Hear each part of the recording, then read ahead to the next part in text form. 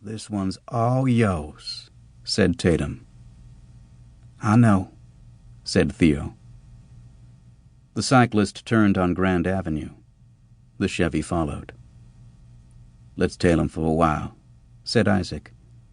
"Make him shit his pants." Tatum laughed and took a long swig from a half-empty bottle of vodka. He passed it to Theo, who pushed it away. "What's wrong with you, pussy?" said Tatum. "I ain't a pussy." "We'll see," said Isaac. "Pop the glove box." Theo opened it.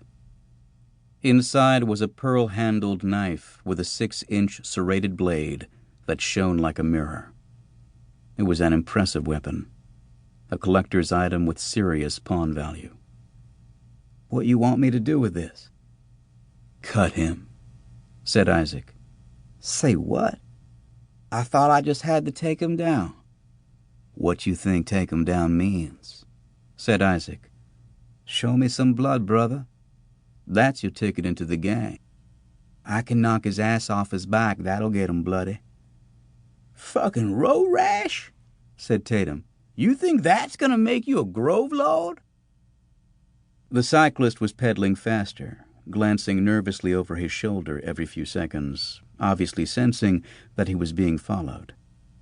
"Nobody said nothing about stabbing nobody," said Theo.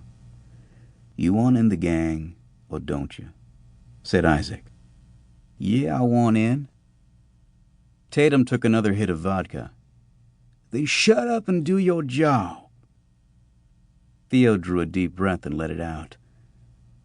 Compared to Tatum, Theo was the good kid in the family. Gang life seemed to come naturally to his older brother. Tatum was always in trouble, and Theo had inherited a bad boy reputation and a slew of enemies without even trying. Not that Theo was a saint. Even with a thug for an older brother, Theo wouldn't have been considered for membership in the Grove Lords if he hadn't shown potential of his own. But his resume was filled with petty stuff. Smash and grabs from parked vehicles, some vandalism, that kind of thing. Theo had never really hurt anyone, at least not simply for the fun of it. The cyclist made another quick left. The Chevy was right behind him. A jerky hand signal told the driver to go around him. Tatum nearly burst with laughter, slapping the dashboard. "Yeah, right. Like we need you to tell us what to do, white boy."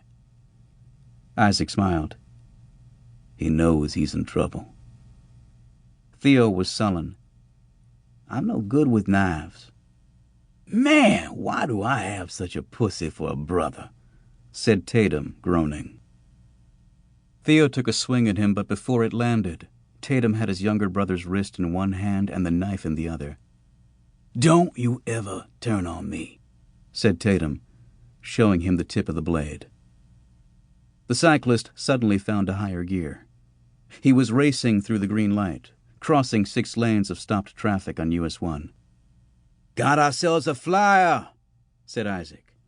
He hit the gas, and as the Chevy sped over the gentle crown on the highway, the chassis scraped an asphalt, sending sparks flying. "Shit," said Isaac. On the other side of the highway, the cyclist made a hard right onto the paved bicycle path. "He's getting away," said Tatum. "No, he ain't," said Isaac. The tires screeched as he steered the car onto the bike path in hot pursuit. Tatum howled, cheering on the chase.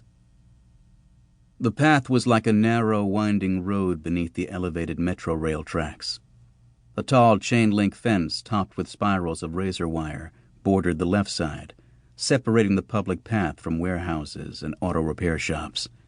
To the right were the 3 southbound lanes of US 1, an endless stream of traffic headed in the opposite direction at better than 50 miles per hour. The cyclist had nowhere to go but due north along the bicycle path.